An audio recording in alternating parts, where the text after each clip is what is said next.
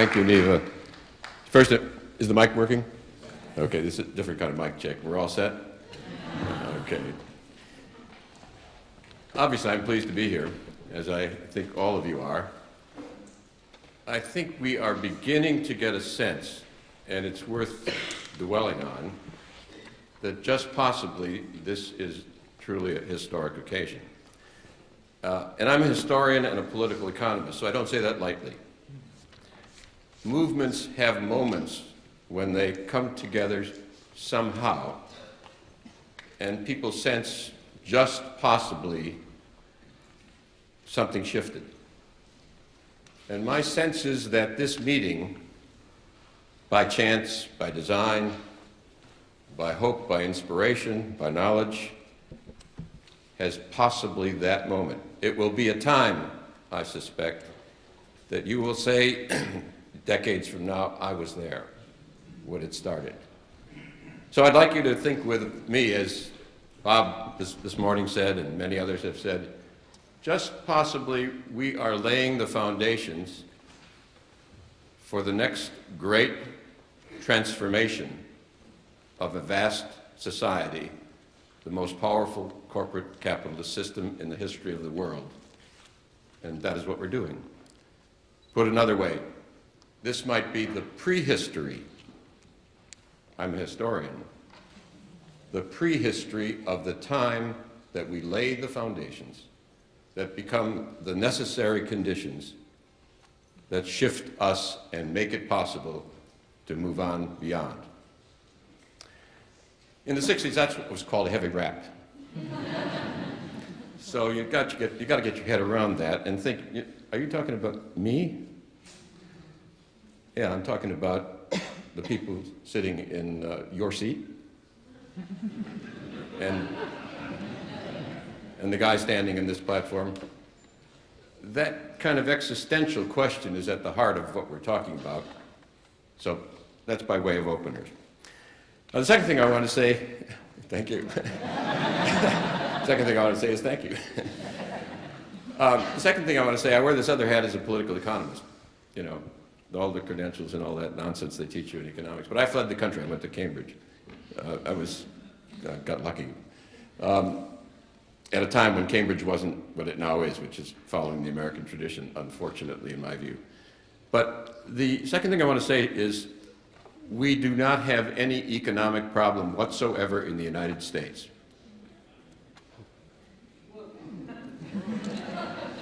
So what do I mean? I mean that we have a massive political institutional problem on how to manage the wealthiest economy in the history of the world. That is not an economic problem. That is our failure to develop institutions, culture, movement, politics to manage the most powerful and wealthiest economy there has ever been. There is no economic problem per se. It is our problem as citizens who have not learned to manage it. The United States today produces $192,000 for every family of four if you divided it up equally. That's a very rich society. If past trends continue, it will soon double, and if the 20th century pattern were to be repeated, it won't because of resource limits. There was a 6- to 7-fold increase over that bad century, which included a Great Depression, 2 world wars, many other wars, much stagnation, and it still produced 6 to 7, that's the power of technology, 6 to 7 times. If you projected, it would be $1 million without inflation by the end of the century, or 500,000 in a 20-hour week, or 250,000 for every family of 4 in a 10-hour week.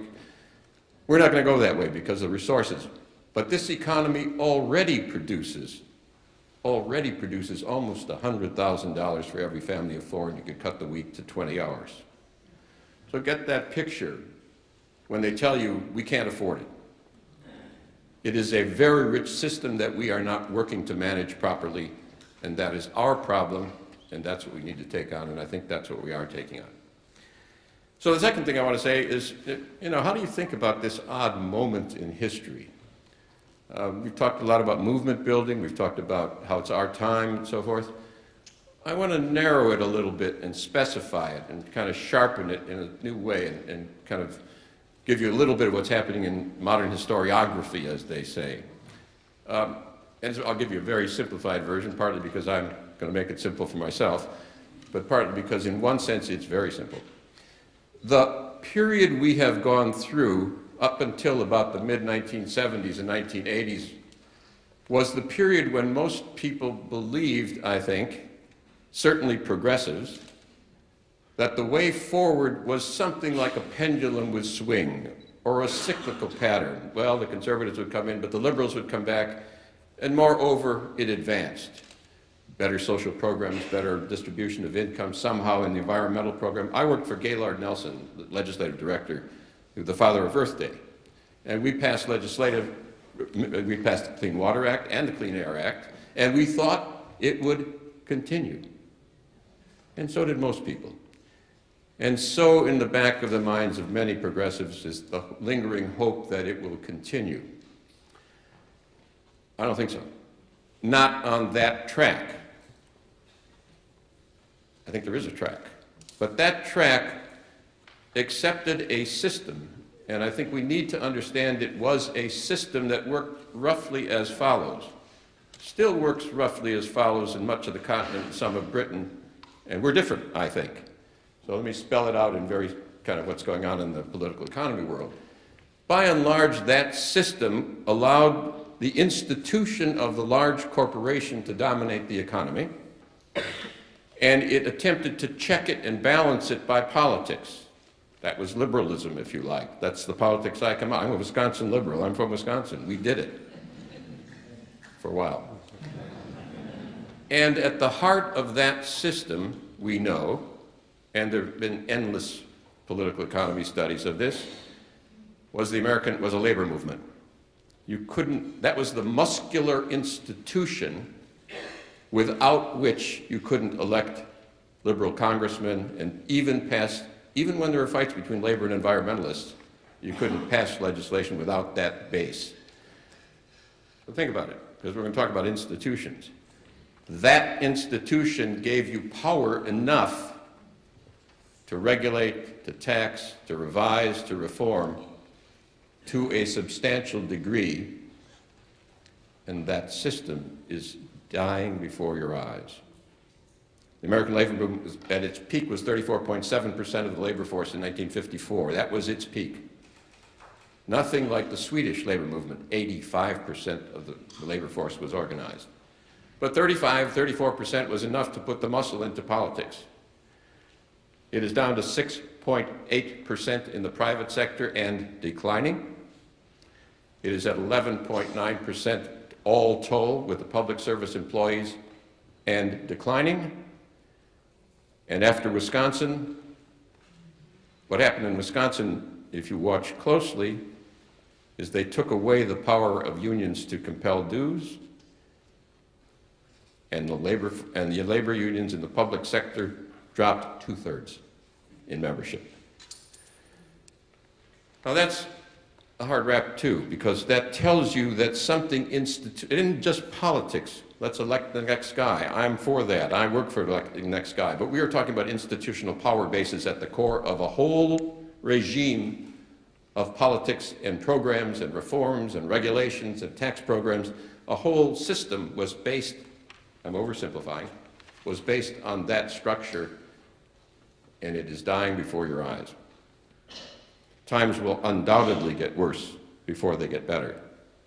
And the trends in income distribution and wealth distribution and environmental trajectories, you know as well as I do, and Gus has got them all at the front of his book. They are going south with very few exceptions.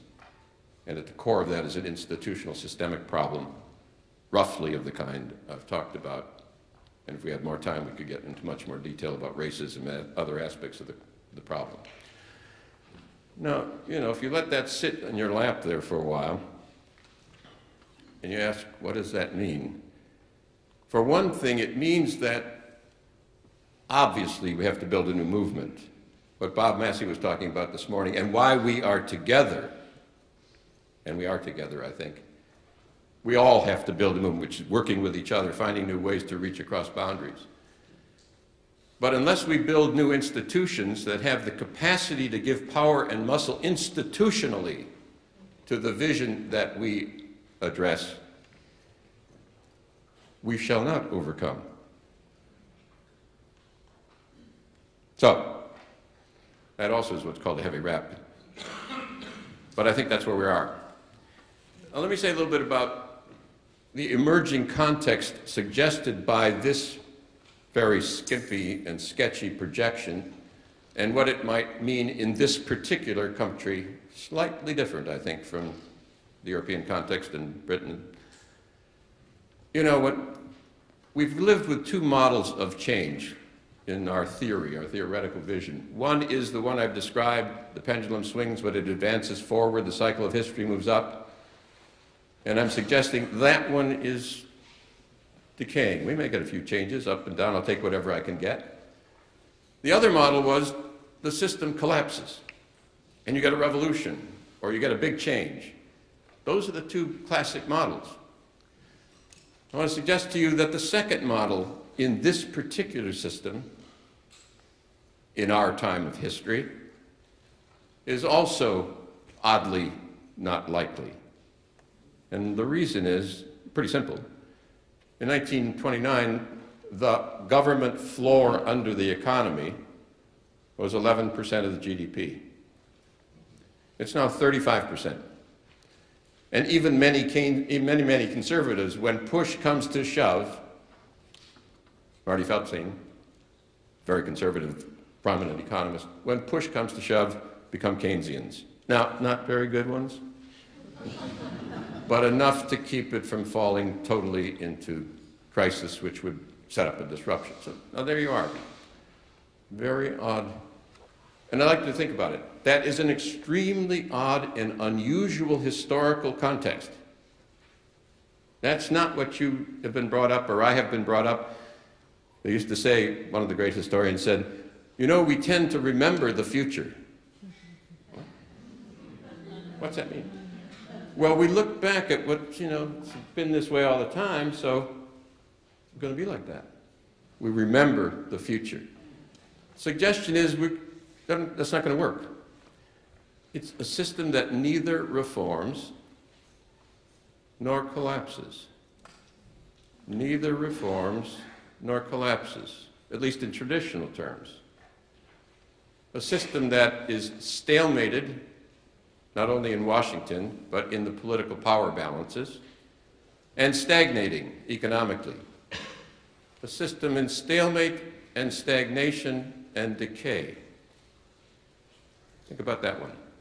What an odd, highly unusual structural moment in history. A system that is stalemated, stagnating, and in decay.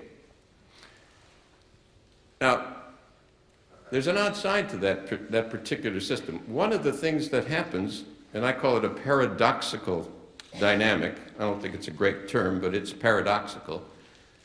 One of the results is that people wake up and they say things like, something's really wrong. They don't say, let's just elect the next guy. We need to elect the next guy, the good guy.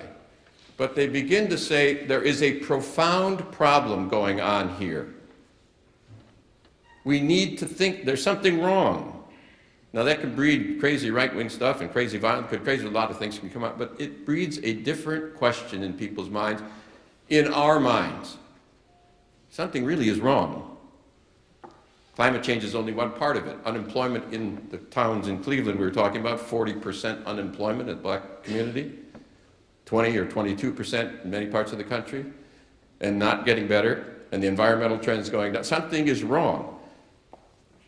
That moment when people think something is wrong is a critical moment in the history of a society. It is a time when people are open.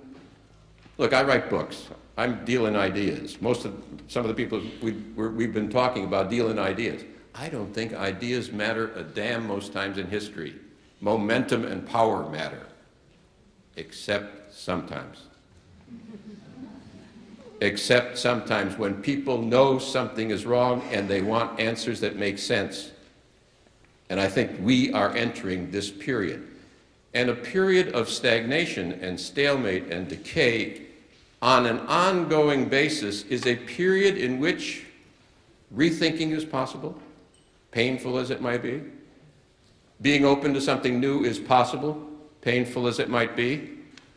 Looking at new projects and directions and experiments and new ideas become, nothing else is working. Let me take a look. And an ongoing period of that kind allows us to learn and develop the new way forward where a collapse would not. Collapses are not beautiful, and they don't produce beautiful results. A period of time in which we can develop the many things we're talking about to become institutions and to become power and to become the preliminaries that suggest the direction of the next system that we build. So there is a positive to the period of stagnation, stalemate, and decay we are entering if we use it properly and understand it. I think people have an inkling of that. Many of the people who've been talking about, people kind of listen to some of the stuff we're talking about, didn't hear about it before. They couldn't quite. We've been experiencing that in some of the work we've done. So let me give you an example of how it tends to work and why it might be an example that many others followed. Some of you have learned about the Cleveland model that's been talked about here, and our group had something to do with. But let me tell you a little bit about how the period of stagnation, stalemate, and decay worked to produce that. The state of Ohio is one of the worst parts of the Rust Belt. They have had their stagnation, stalemate, and decay earlier than we have, 30 years earlier. They've been living with it for a long time. And I happen to be lucky enough to work with steel workers in 1977 when the first big closing of a major steel mill went down in Youngstown, Ohio. Youngstown, Sheeton 2, 5,000 people on the street one day with pink slips. And that was big news. Front page of every newspaper in the country. It's no longer news, it happens all the time. But the steel workers in that town and the religious coalition said, this is not right. Why don't we take over this mill and run it ourselves? And why don't we build a politics to run it? And why don't we get the governor and the support, the Democrats, Republicans? Why don't we get this thing going and organize and mobilize and get the religious community and the national groups behind it and make it happen? Very bold, young steel workers, young activist steel workers. And they got their plan together. The Carter administration gave them enough money to do a sophisticated plan. I was the architect overlooking it. And they had a model that would have worked and bring in all the technology that, by the way, is now in the steel industry. And the Carter administration promised them a $100 million loan guarantee to do it. And they were also quite hip. They knew sometimes things don't come out the way the politicians say. So they said, whatever we do, we've got to build this idea out, even if we lose. And they knew that in advance. That's one of the messages for all of us. They're going to lose some. Maybe. And you better think about how you move to and through the losing part.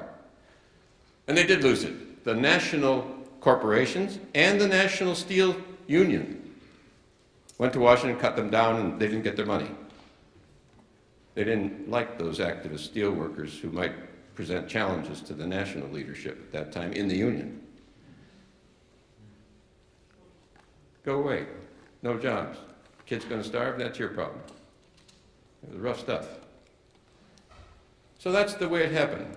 But, and this is all about evolution and change in a period of stagnation and stalemate and decay, and if you think I'm suggesting maybe we might go this path, I think maybe. In the state of Ohio, you will probably find more worker-owned companies now, per capita, than any other part in the country. How did that happen? People were inspired by these young guys. John Logue set up a place at Kent State University to help set these things up. And the Cleveland model you've heard about came out of that. 30 years of development and time and building and institutional development in a period of stagnation, stalemate, and decay where nothing else was working. And people had to innovate or it would go down.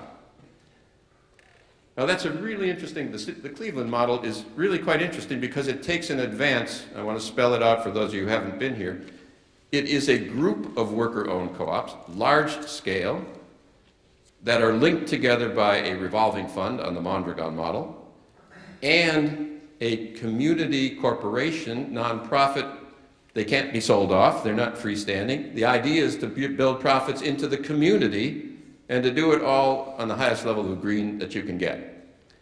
And supported by the purchasing power of the institutions left to us as the decay goes on, hospitals, universities, and the big public support buying $3 million a year in a little neighborhood, and none of it from these communities.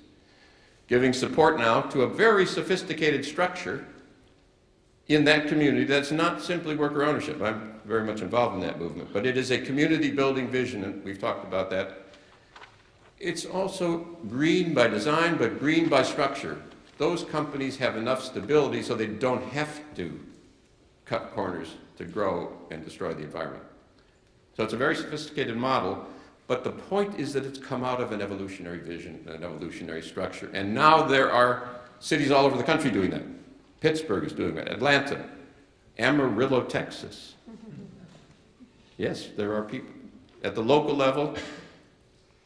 This is a model that's come out of this, that conservatives, liberals, small business people, good guy corporation, in any case. You've heard the details if you've gone to those sessions, but the point to look at is a failure in a period of stagnation where nothing else is working and people are taking advantage and innovating and building and showing a model that actually takes us in a different direction. That's transforming the ownership of wealth and a wealth building model. Now, if that were the only thing going on, and it isn't, I would say that's kind of an interesting model, but look what's happened to the steel union. All of a sudden, the U.S. steel workers, 30 years later, are now promoting worker ownership and co-ops. They've transformed out of time as well. And we're finding other unions as well shifting over to a new model that changes who they're building for, and they're building institutions. You can find this kind of thing going on in every one of the workshops I've been in here today. There people are seeing models that are beginning to evolve and slowly develop and build institutions as well as attitudes, as well as culture, as well as ideas. Now, if you stand back at it, it looks small scale to start. All of the programs of any significance in the New Deal were developed in the state and local laboratories, and they looked like this before the moment of time arrived. And I'm suggesting to you that our time in history is the time of the prehistory, if we think of it, and are self-conscious.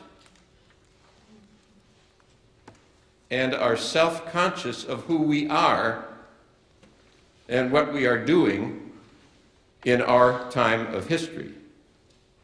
Ideas matter sometimes, including the ones about who we think we are. Talking to the person in your seat again, and the guy right here. That's a tough thing to do. Imagine yourself not as an activist, not as an environmentalist, not as a community builder, but as a person building history and changing the entire system. A historic actor. Let that sink in. Who, me? Us? Why not? Who else ever does it? Who else? My heroes in a different realm are the civil rights workers in Mississippi in 1930 and 1940, when it was tough. They would hang you and torture you first if they caught you. And they laid the foundations for an idea whose time came later. You can find this example in the women's movement, the culture, any place you look. That's us. Maybe, if we want to, I think, in our time. So let me say, I've got a couple more things and not take too much of your time. But what's interesting about this is there is also a legacy to build on of institutions that allow not simply new institutions, but here's another formulation, that allow you to displace power. So, for instance, in Cleveland, but I'm going to give you many other examples, the major corporations come in and they want something of the order now of $100,000 to $200,000 per job to come in most cities. That's what the studies show, and then they often leave. So the mayor's in a very tough bargaining position. He needs the jobs. All of a sudden, if he begins to build up this and use his resources to build new sources of jobs and ownership and structure and stability, by the way, worker-owned companies, because the folks live there, they don't run away. They live there. If he's got an alternative, his political base is powerful and he displaces some of the corporation. In many other areas, we're beginning to see the same thing developing up. There are, for instance, people probably don't know, there are 130 million Americans involved in credit unions and co-ops. Those are co-ops, all of them, one person, one vote. And the latest thing I've seen here, building on this institutionally, a young man in Burlington, Vermont, I spoke with yesterday, they've been having a big fight about their credit union. You guys listen to this one. Credit union is a one person, one vote bank. The one he's working with has $300 million in assets. It's a small one. Many of them have $1 billion in assets. The people who are running it at this point in time are very traditional. And they make $400,000 to $500,000 to $1 million if you're the top dog, and you don't want to be bothered. But you know, it's a democracy. Light bulbs gone on around the country. Why not use the power of those capital assets to rebuild institutions in the community that are community building? So they run a little campaign. Nobody goes to the board meetings and nobody goes to the annual meetings. Those are dead institutions. But you can organize. The Occupy folks can bring their friends, open up an account, and take over the credit union for the community. Why not? They've been investing in very traditional stuff. They haven't been doing anything interesting, and now some are good, but many are not. Now, they only got one seat on the board this round after a lot of shenanigans, but they're building a structure, and I think that one is going to be very interesting around the country, because there are a lot of assets out there, and there's a lot of democracy, and there's a lot of community needs. And these institutions, you want capital? You got problems with your project? Small business, co-ops, worker-owned companies, think about the institution building power. And they're doing it there, and I suspect. But there are many others. There are 10 million people who are involved in worker-owned companies in general. Most people don't know that. That's 3 million more than are involved in unions in the private sector already, and that's another base of power. Building up power allows you to displace. The old vision was countervailing power. That was unions countervailing. The new vision is let's build institutions that both go in the direction we want to go and simultaneously give us the power slowly to displace, to give the politicians a little bit more strength against the corporations, to suggest a different future, and to build a base that includes attitudes, culture, ideas, and real on-the-ground institutions. So, I could go on. There are a lot of examples around the country. 27 states, by the way, right now, invest directly and own shares in corporations through venture capital structures. Democratically owned and could move in that direction. Alaska, as you know, uses its oil revenues as a matter of right to the citizens. Texas doesn't do that. Alaska's got a structure we could do something with, another institutional structure.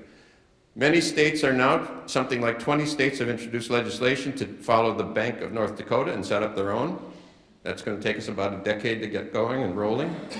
Another 24 states, have introduced single-payer healthcare legislation. And for those of you involved in healthcare, it is, in my view, all but inevitable that as the pain goes on, as they cut the ribbons, as people get more and more hurt, and the backlash occurs, and the corporations who need to cut costs realize that they're being taken as well, we're going to get single-payer, step by step, community by community, in my view, over time. And that's another institution. By the way, the healthcare system involves just under 20% of the gross national product. When that one tilts, and I think it will tilt, we're going to have another big piece of the next system moving in our direction. There's another process at work in the period of stagnation, stalemate, and decay. And we've seen it in the last time with the big banks. Every specialist I know who knows anything about the banking industry knows we're going to have another crisis, and another crisis, and another crisis, and it's a big deal. And when they go down, probably we will break them up the next time around, and they will regroup as the big fish eat the little fish, and we'll be back where we are. And that process will go on probably once or twice. And at some point, we'll do what the current chief economist of Citicorp said we ought to do. He said, if the government's paying for it, why don't we make this into a public bank? I think that's in the future of a strategy and a development of evolutionary reconstruction because the alternatives continue to fail. And by the way, did you notice we nationalized 2 big auto companies? Happened. Of course, as soon as the profits came in, we gave them away. But there may be a time down the line when we begin saying, why don't we start making mass transit and high-speed rail, and why don't we make these worker and public utilities of some kind down the line? Now that one's a little scary for people. So let me say 2 words about it, and I'm going to bring this slowly to a close, but let me say a couple of words about that. We have not addressed the issue of scale. We like the little stuff, and we like community stuff. I think we need to address what we think about scale. Now, there is a whole group of small businessmen who are really great and are allies. There's there's BALE, there's the American Council of Sustainable Business. There are a lot of good guy big corporations who work with us. Rebecca was talking about that. And at the heart of the system, those are not the heart of the system. They are potential allies. And we haven't asked ourselves, what do you do about these guys in our next system? So I want you to kind of ponder this one really hard. Here's the problem. They must grow, because otherwise they will be cut down by Wall Street, and they know it. If they don't keep their quarterly gains up, they will lose, and all of the executives and all the stockholders know that. They are not going to stop the growth system. Okay?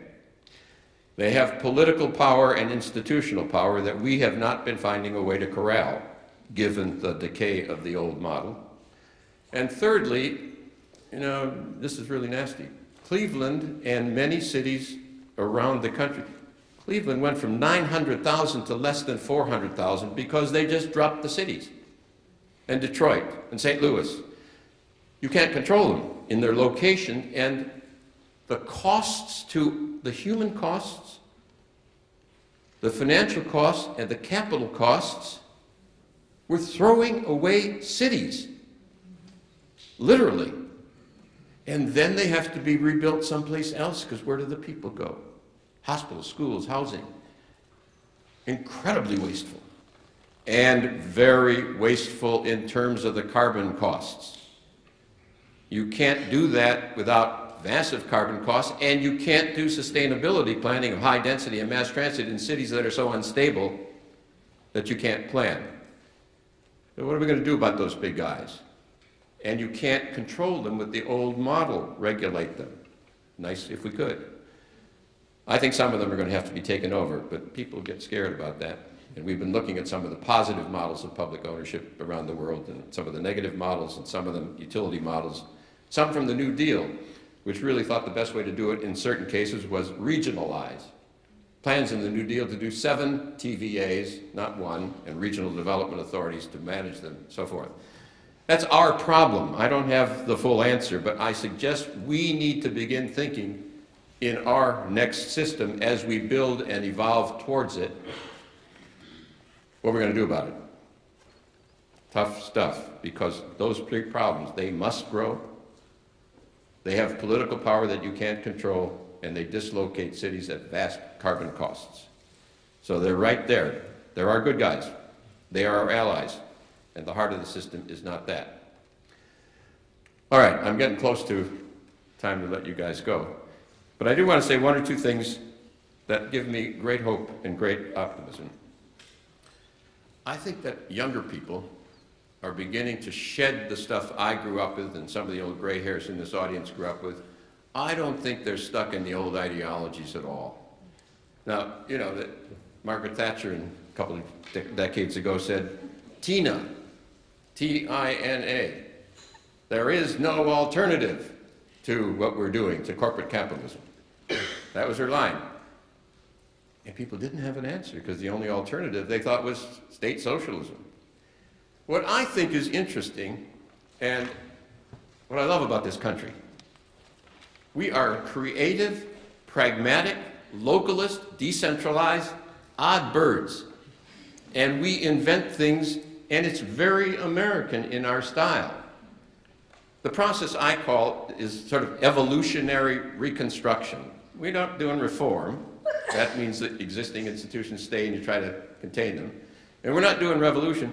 We're doing something different, and we've got a new name for it. We're building new, we're evolving, and it is so American and so authentic to our culture that I think we have a shot at building the basis of our next system, partly because of the paradoxical problem of stagnation, stalemate, and decay, partly because of our odd weakness in the old tradition.